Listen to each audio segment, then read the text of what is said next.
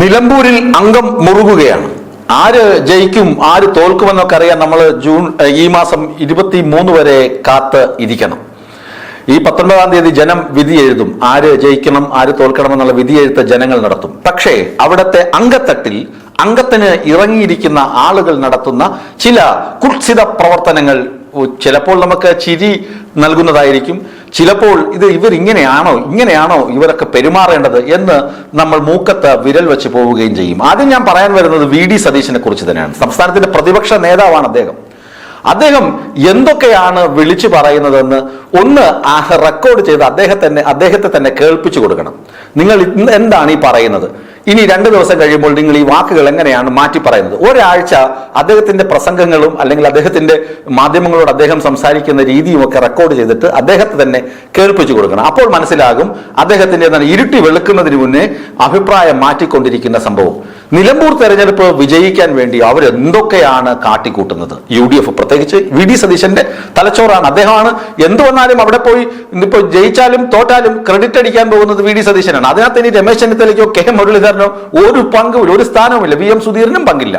ഇനി പ്രിയങ്ക ഗാന്ധി വരുമെന്ന് പറയും. പ്രിയങ്ക ഗാന്ധിയെയും ഇറക്കുമതി ചെയ്തത് താനാണെന്ന് VD സതീശൻ പറയും. കനകോലുവിന്റെ തന്ത്രങ്ങളുണ്ട്. കനകോലുവിന്റെ തന്ത്രങ്ങൾക്കനുസരിച്ച് ഞാനിവിടെ ചുക്കാൻ പിടിച്ചത് കൊണ്ടാണ് എല്ലാം മലമറിച്ചത് എന്നൊക്കെ അദ്ദേഹം പറയും. അതൊക്കെ പറയട്ടെ. പക്ഷേ ഇപ്പോൾ ചെയ്തിരിക്കുന്നത് എന്താണ്? ജമാഅത്തെ ഇസ്ലാമി എന്ന് പറയുന്ന ഒരു പാർട്ടി, ജമാഅത്തെ ഇസ്ലാമി എന്ന് പറയുന്ന സംഘടന മതരാഷ്ട്രവാദം മുന്നോട്ട് വയ്ക്കുന്ന സംഘടനയാണ്. ആ സംഘടനയെ മുസ്ലിം ലീഗ് പോലും തള്ളിപ്പറഞ്ഞു. മുസ്ലിം ലീഗിന്റെ തൊട്ടടുത്ത സംഭവമാണല്ലോ സമസ്ത അവരെ അകറ്റി നിർത്തുന്നുണ്ട്. സമസ്ത SDP ജമാഅത്തെ ഇസ്ലാമിയൊക്കെ ഇസ്ലാമിയുമായിട്ടുള്ള ബന്ധമൊക്കെ ലീഗിന് പാടില്ല എന്ന തരത്തിൽ നിലപാടെടുക്കുന്ന ആളുകൾ സമസ്തയിലുണ്ട്. സമസ്ത ആത്മീയ സംഘടനയാണെന്ന് നമുക്ക് എല്ലാവർക്കും അറിയാം. അങ്ങനെ മുസ്ലിം സമുദായത്തിന് ഇടയിൽ പോലും അനഭിമതരായ മതരാഷ്ട്രവാദം ഉന്നയിക്കുന്ന, ഇന്ത്യയുടെ അഖണ്ഡതയെ ചോദ്യം ചെയ്യുന്ന തരത്തിലുള്ള സംഘടനാ പ്രവർത്തനം നടത്തുന്ന ആളുകളെ ഒപ്പം ചേർത്ത് അസോസിയേറ്റ് ഘടകകക്ഷിയാക്കി ഒരുമിച്ച് ചേർത്ത് മുന്നോട്ട് പോകാനാണ് VD സതീശന്റെ പ്ലാനിങ്. അതിന് VD സതീശൻ മാത്രമാണ്, VD സതീശന്റെ പേര് മാത്രമേ മീഡിയകൾ എടുത്ത് പറയുന്നുള്ളൂ. ഞാൻ മാത്രമല്ല, മീഡിയകൾ എടുത്ത് VD സതീശൻ എന്ന് മാത്രമേ പറയുന്നുള്ളൂ. രമേശ് ചെന്നിത്തലയ്ക്ക് അതിനകത്ത് അഭിപ്രായമില്ല, KM മുരളീധരന് അഭിപ്രായമില്ല, VM സുധീരന് അഭിപ്രായമില്ല, സണ്ണി ജോസഫിന് അഭിപ്രായമില്ല, അടൂർ പ്രകാശിന് അഭിപ്രായമില്ല, മുൻ കൺവീനറായ MM ഹസന് അഭിപ്രായമില്ല, AK ആന്റണിക്ക് പോലും അഭിപ്രായമില്ല ഈ ജമാഅത്തെ ഇസ്ലാമിയെ അസോസിയേറ്റ് ചെയ്ത് കൊണ്ടുപോകണമെന്ന്. എന്താണ് ധാരണ മറ്റൊന്നുമല്ല. പഞ്ചായത്ത് തെരഞ്ഞെടുപ്പിൽ വടക്കൻ ജില്ലകളിൽ മുന്നണിയായി പ്രവർത്തിക്കും, സീറ്റ് പങ്കുവയ്ക്കും എന്ന് ചുരുക്കം.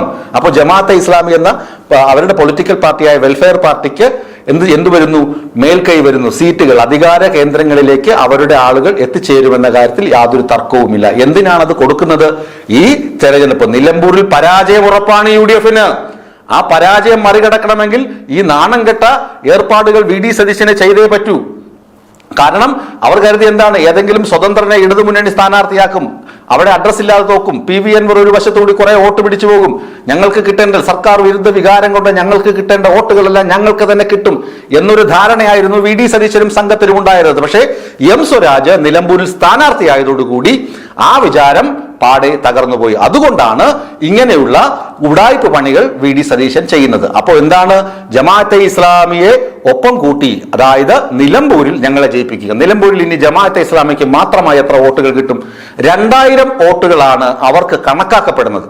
അവിടുത്തെ സ്ഥിതിവിവരം അനുസരിച്ച് ഏകദേശം 2000 വോട്ടുകൾ ജമാഅത്തെ ഇസ്ലാമി, അതായത് ഒരു കടുംവെട്ട് സ്വഭാവമുള്ള ആളുകൾ ജമാഅത്തെ ഇസ്ലാമിക്ക്, വെൽഫെയർ പാർട്ടിക്ക് വോട്ട് ചെയ്യാം എന്ന് കരുതപ്പെടുന്നു. പക്ഷേ അവരുടെ സോഷ്യൽ എഞ്ചിനീയറിംഗ് എന്ന് പറഞ്ഞാൽ, അവർ സമൂഹത്തിൽ ഇടപെടുന്ന രീതി എന്ന് പറഞ്ഞു കഴിഞ്ഞാൽ നമ്മൾ പ്രതീക്ഷിക്കുന്നതിനും അപ്പുറമാണ്. അവർക്ക് ഒരു വിഷയം പെട്ടെന്ന് സ്പ്രെഡ് ചെയ്യിക്കുവാനുള്ള കഴിവുണ്ട്. പ്രത്യേകിച്ച് അവർക്ക് മാധ്യമങ്ങളുടെ പിന്തുണയുണ്ട്, അവർക്ക് സ്വന്തം മാധ്യമ സ്ഥാപനങ്ങളുമുണ്ട്. വളരെ വേഗം അവർക്ക് ജനങ്ങളിലേക്ക് അവരുടേതായ ആശയങ്ങൾ എത്തിക്കുവാനുള്ള സംവിധാനങ്ങളുണ്ട്. അവർ അതിൽ വേരാഴ്ത്തി നിന്ന് അത് കൃത്യമായി സമൂഹത്തിൽ സ്പ്രെഡ് ചെയ്യുകയും അതിന്റെ ഫലം ഉണ്ടാക്കുകയും ചെയ്യും. അതിനകത്ത് യാതൊരു തർക്കവുമില്ല. അത് പ്രതിരോധിക്കണമെങ്കിൽ ഇടതുമുന്നണിക്ക് മറ്റു ചില കാര്യങ്ങൾ ചെയ്യേണ്ടതുണ്ട്. കാരണം അവർ പറയുന്നതല്ല ശരി എന്ന് ഈ സമുദായക്കാരെ പറഞ്ഞു മനസ്സിലാക്കണമെങ്കിൽ അതേ സമുദായത്തിൽ നിന്നുള്ള സംഘടനകളുടെ പിന്തുണ ഇടതുമുന്നണിക്കും ആവശ്യമാണ്. അതുകൊണ്ടാണ് മദനിയുടെ പാർട്ടിയായ PDPയുടെ പിന്തുണ CPM തേടിയിരിക്കുന്നത്. ഒരു പരിധിവരെ അത് പ്രതിരോധിക്കാൻ കഴിയുമെന്നാണ് ഈ CPM ഇടതുമുന്നണിയുടെ വിശ്വാസം. അതവിടെ നിൽക്കട്ടെ. ഞാൻ പറഞ്ഞു വരുന്നത് ജമാഅത്തെ ഇസ്ലാമി അവരെ കൂട്ടുപിടിക്കുന്നു, 2000 വോട്ട് കിട്ടുന്നു, അല്ലെങ്കിൽ ഒപ്പം മറ്റ് സമുദായ അംഗങ്ങളുടെ വോട്ടുകൾ കൂടി ലഭിക്കും UDF എന്ന് VD സതീശൻ കിനാവ് കാണുന്നുണ്ട്. ഈ സോഷ്യൽ എഞ്ചിനീയറിംഗ് കൃത്യമായി നടത്തുന്ന ജമാഅത്തെ ഇസ്ലാമിക്ക് ഒന്നാമത് കൊടുത്തിരിക്കുന്ന വാഗ്ദാനം, പഞ്ചായത്ത് തെരഞ്ഞെടുപ്പിൽ നിങ്ങൾക്ക് എന്താണ്, മലബാറിൽ നമ്മൾ ഒരുമിച്ച് ഫൈറ്റ് ചെയ്യും, നമ്മൾ ഒരേ മുന്നണിയായി ഫൈറ്റ് ചെയ്യും, നിങ്ങൾക്ക് സീറ്റുകൾ ഉണ്ടാകും. അതുപോലെ നിയമസഭാ തെരഞ്ഞെടുപ്പിൽ മലപ്പുറം, കോഴിക്കോട് ജില്ലകളിൽ നിങ്ങൾക്ക് സീറ്റ് തരും. എന്താണ്, UDF സ്വതന്ത്രൻ എന്ന തലത്തിലായിരിക്കും വെൽഫെയർ പാർട്ടിയുടെ ആളുകൾ ആ സീറ്റുകളിൽ മത്സരിക്കുക. അവർക്ക് വിജയവും ഉറപ്പാണ്. കാരണം സർക്കാർ വിരുദ്ധ വികാരം ഉണ്ട്. എന്തിനാണ് ഇവരെ ഇവരെ ഇങ്ങോട്ട് ചേർത്തത്? മുസ്ലിം വോട്ടുകൾ ചിന്നിച്ചിതറി പോകരുത്, മുസ്ലിം വോട്ടുകളുടെ കൺസോൾട്ടേഷൻ ഉണ്ടാകണം, അവരുടെ വോട്ട് മുഴുവൻ UDFന് തന്നെ കിട്ടണം.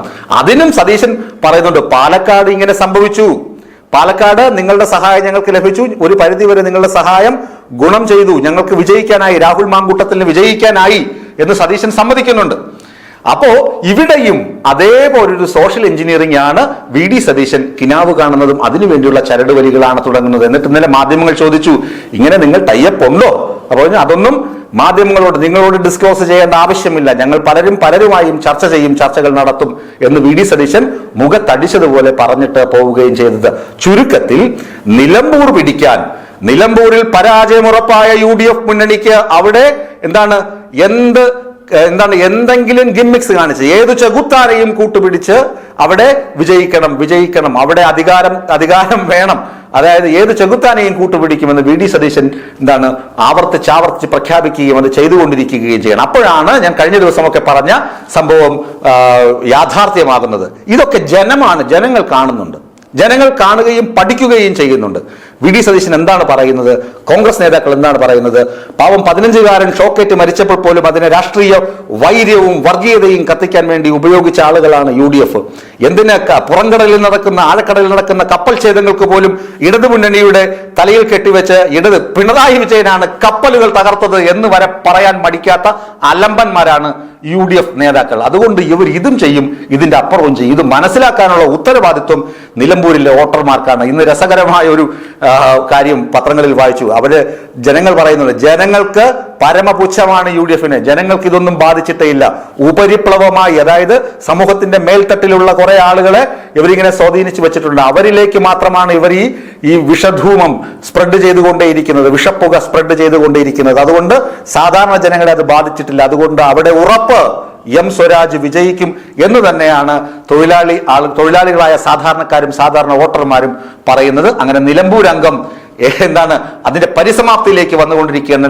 അവസാന ലാപ്പിലേക്ക് ഓടി അടുക്കുമ്പോൾ ആര് ജയിക്കും ആര് തോൽക്കുമെന്നറിയാൻ ഇനി 23 വരെ കാത്തിരിക്കേണ്ടി വരും. അതിനു മുമ്പ് 19-ാം തീയതി വിധി എഴുതാൻ പോകുന്ന ജനങ്ങൾ ഈ VD സതീശന്റെ കള്ളക്കളികളും ഇരട്ടത്താപ്പും തിരിച്ചറിഞ്ഞിട്ട് VD സതീശനെതിരെ വോട്ട് ചെയ്യും എന്ന് നമുക്ക് ന്യായമായും പ്രതീക്ഷിക്കാം.